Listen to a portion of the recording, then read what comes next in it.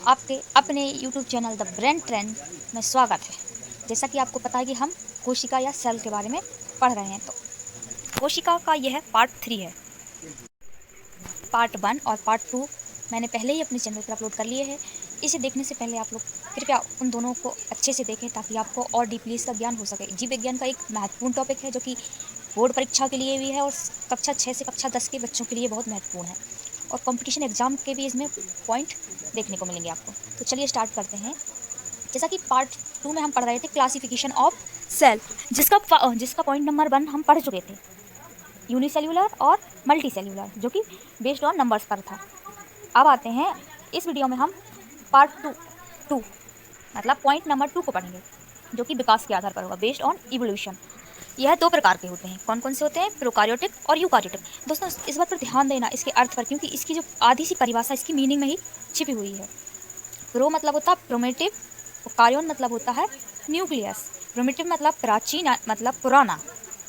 केंद्रक मतलब प्रोकार्योटिक मतलब पुराना केंद्रक होता है, जबकि इसके विपरीत आपको देखने को मिलेगा कि यूकार्योटिक। यू मतलब होता है ट्रू या फिर एडवांस, मतलब सत्य या विकसित।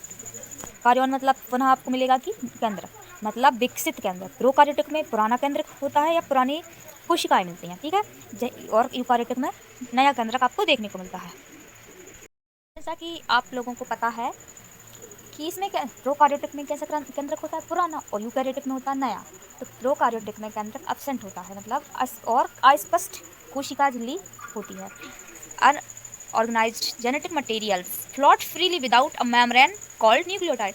और जो आनुवंशिक पदार्थ होते हैं वो बिना झिल्ली के तैरते रहते हैं, अस्पष्ट केंद्रक झिल्ली के तैरते रहते हैं या घूमते रहते हैं, और इन्हीं को हम क्या बोलते हैं? न्यूक्लियोटाइड बोलते हैं। जबकि यूकार्योटिक में होता है स्पष्ट केंद्रक झिल्ली, well developed, surrounded by a clear nuclear membrane. इसमें विकसित केंद्रक भी पाया जाता है और जो स्पष्ट केंद्रक झिल्लियाँ भी पाई जाती हैं। चलिए अब बात करते हैं ऑर्गेनल्स मतलब कोशिकांग। कोशिकांग मतलब कोशिका के अंग। Membrane bond organelles are absent, मतलब जो अंग कोशिका के अंग होते हैं वो एब्सेंट होते हैं, जैसे कि माइटोकॉन्ड्रिया हो गया, गोल्जी बॉडी हो गई। ये कैसे होते हैं? झिल्लीदार अंग होते हैं कोशिका के, जो कि प्रोकार्योटिक में एब्सेंट होते हैं, जबकि यूकैरियोटिक में membrane bond organelles are present, झिल्लीदार अंग उपस्थित होते हैं। अब ये आपको कोशिकाएं कहाँ कहाँ आसानी से देखने को मिलती हैं वो जानेंगे, और सबसे पहले प्रोटीन बनाने वाली फैक्टरी, जिसे हम राइबोसोम कहते हैं, उसके बारे में जानेंगे। प्रोकार्योटिक और यूकैरियोटिक में ये अलग अलग साइज़ की होती है, जैसे कि प्रोकार्योटिक में स्मॉलर साइज़ होता है 70S, जबकि यूकैरियोटिक में उसके मुख्य 3 भाग होते हैं। कौन कौन से होते हैं? आउटर बाउंड्री, साइटोप्लाज्म या न्यूक्लियस, और न्यूक्लियस, ठीक है, मतलब बाहरी आवरण, कोशिका द्रव और केंद्रक। चलो जानते हैं आउटर कवरीज या बाउंड्रीज या मेम्ब्रेन, आप कुछ भी बोल सकते हैं, ठीक है। इसके अंदर आता है सेल मेम्ब्रेन या प्लाज्मा। क्या आता है? सेल मेम्ब्रेन या प्लाज्मा, जिसे हिंदी भाषा में बोलते हैं कोशिका झिल्ली। Made up of lipid and protein, यह लिपिड और प्रोटीन की बनी होती है। कौन? कोशिका झिल्ली। इट सिलेक्टिवली परमिएबल और सेमी परमिएबल, मतलब यह अर्धपारगम्य होती है, जो कि चुनिंदा चीज़ों को ही अंदर जाने देती है। कौन? कोशिका झिल्ली। Most accepted model is the fluid mosaic model, सन 1972, given by Singer and Nicolson. सन 1972 में एक आधुनिक मॉडल दिया, किसने दिया? सिंगर और निकलसन ने, जो कि बहुत प्रसिद्ध है। किसके नाम पर? Fluid mosaic model.